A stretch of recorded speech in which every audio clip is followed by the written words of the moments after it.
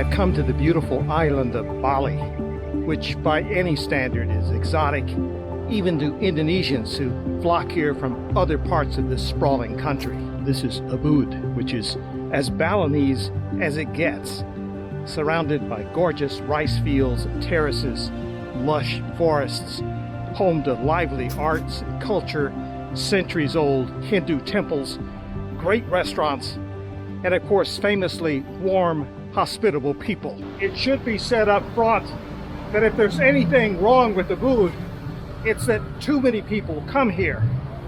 So if you're a purist with a low toleration for crowds, best to prepare yourself accordingly.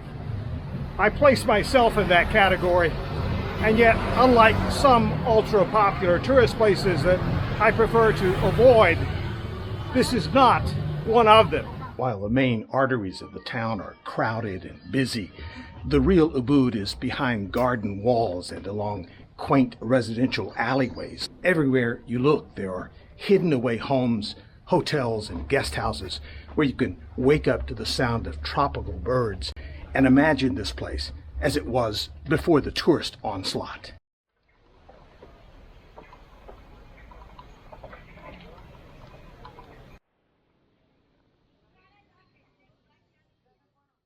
If you want to get a sense of what this region was like long before being discovered by international tourism, you couldn't pick a better place than this beautifully preserved slice of tropical jungle that's known as the monkey forest. It's 1,250 forested hectares that has been preserved down through the centuries as Greater Ubud has grown up around it. And as the name implies, it's filled with monkeys. These are long-tailed macaques, and by most recent count, there are at least 1,300 living here, which is far too many considering the confined space. Although foreigners may be forgiven for thinking of this forest as a monkey attraction, once here you realize, unless you're completely tone deaf, that this is a sacred place to the Balinese.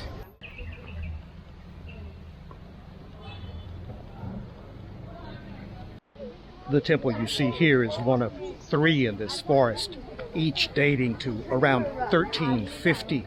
There's a spring temple built beside a natural spring which is reserved for ritual bathing, and a 3rd temple that's used for cremation ceremonies.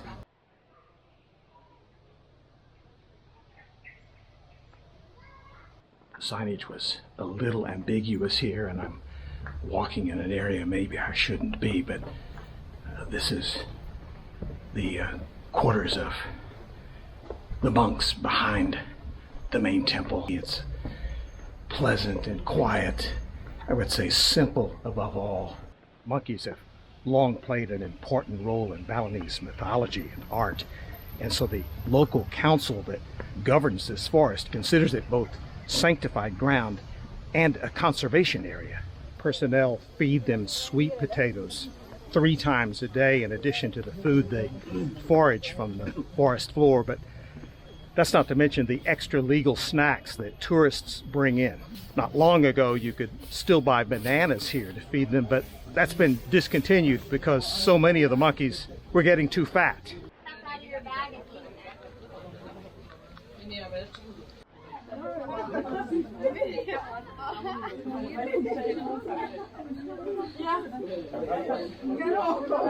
If anything, the monkey conservation effort is the victim of its own success. The macaques' numbers have continued to grow, even while for cultural and religious reasons there's resistance to culling them.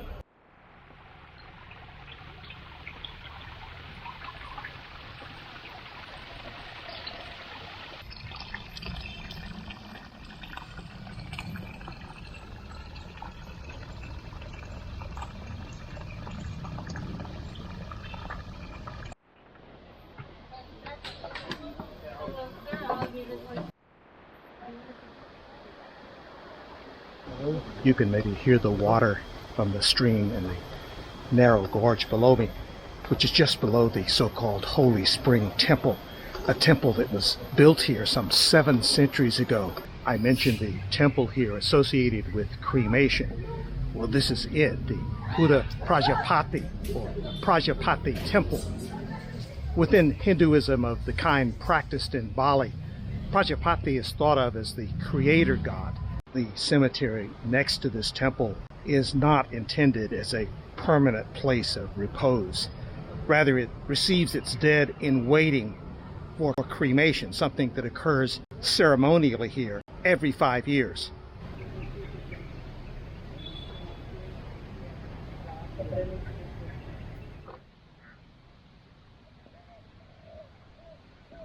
One of the things I really like about Ubud is the semi-rural nature of it.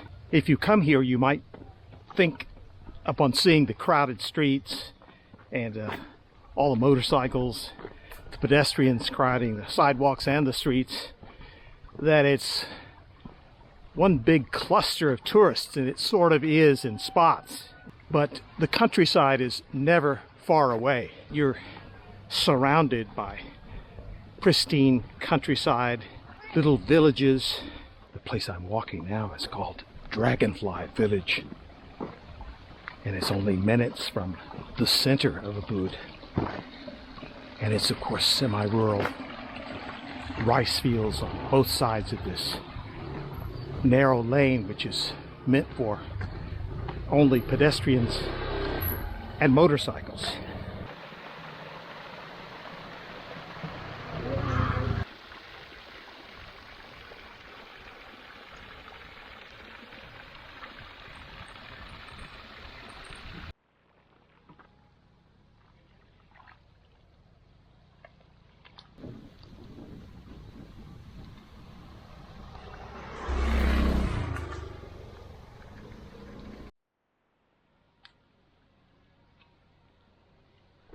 While more affluent people have built nice homes here and the palm trees overlooking these fields, the people who live here are wedded to the land.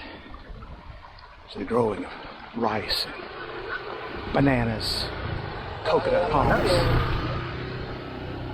and many have set up little shops along this walkway. You're never far from a nice little place to get a drink or have a bite to eat.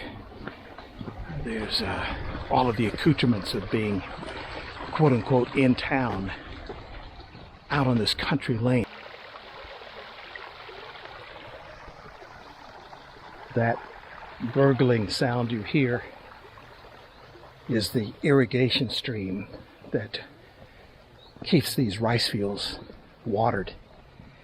And it's a nice audio backdrop. As a total getaway, I couldn't think of a better place than this to be near quote-unquote civilization and yet be out into the pure countryside. At nighttime, this has to be a marvelous place where every star can be seen. There are an entire series of trails, some of them interconnecting, others not, in and around Ubud. You can pick from 3, 4, maybe 5 that are well known and outstanding. I've chosen the one that circles up through Dragonfly Village. But there are others as well, and the amazing thing about it is that they branch off downtown streets, so that one minute you can be walking along in the midst of the hubbub of the daily tourism, and within just a couple of moments you can be away from it all and entering into this lovely countryside where there's nothing but tranquility and serenity. Off the main country lanes here, you can take diversions into side lanes, usually leading to little country inns and villas, bed and breakfasts, such as this one I'm on now. Whether you stay there or not, it's fun to walk into these places. How are you? What's your name? Soraya. Mariah? Soraya. Saraya and Koma. Koma. Those are beautiful names. Are you in school? Yeah. Ah, good. Good. Good to see you. Yeah. Okay, bye-bye. Bye-bye. And of course you get to interact with locals everywhere, whether they're children or adults, because the people here are exceedingly polite, gracious, and welcoming.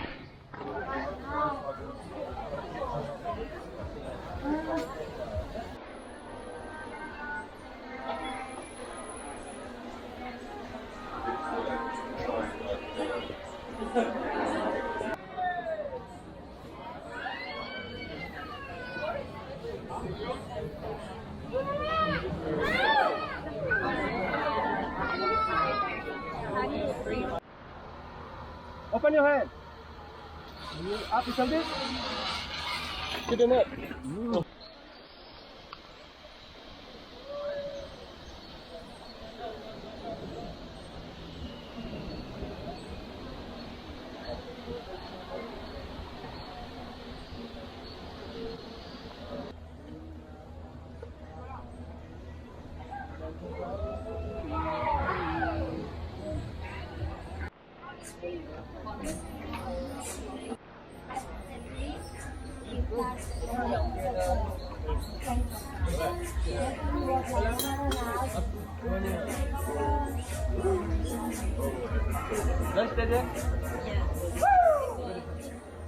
I think you would look good up there, man.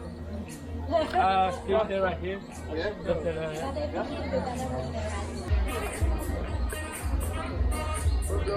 And bit lower, lower.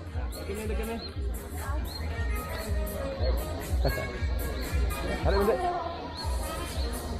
Mama, look right here. 1, 2.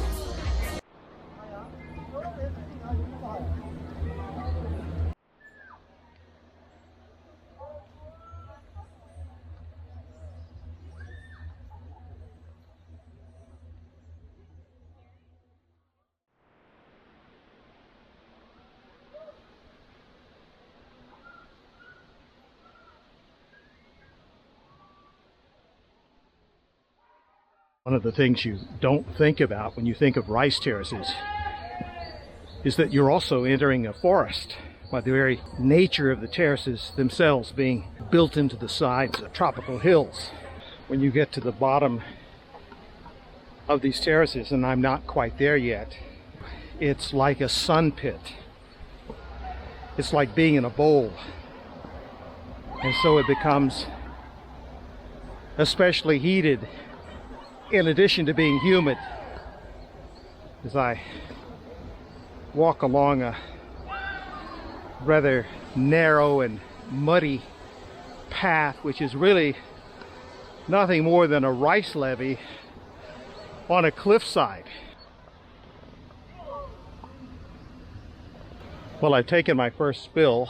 My right foot slipped off the terrace levee.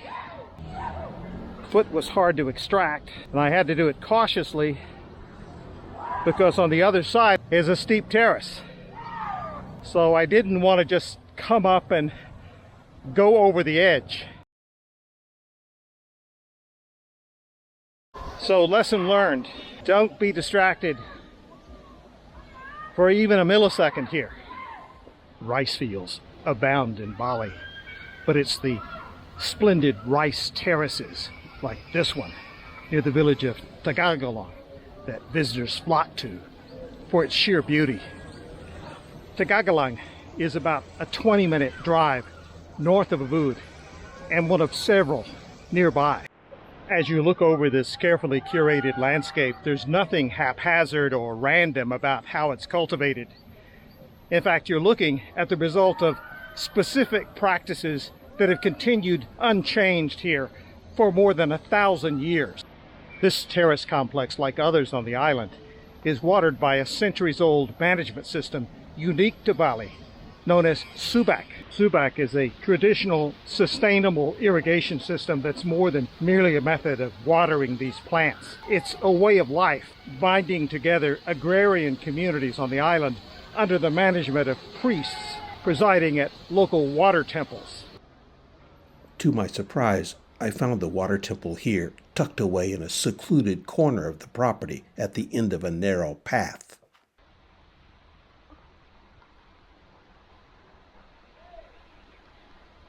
I'm climbing past this beautiful waterfall, and as you look at it, you might think, well, that looks a bit man-made.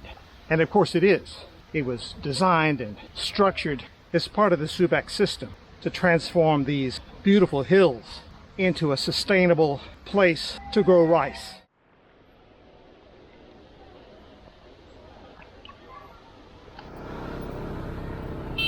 Visit a rice terrace, and you're reminded that growing food here is more than merely agriculture. It's an art form, like a lot of other things in Ubud.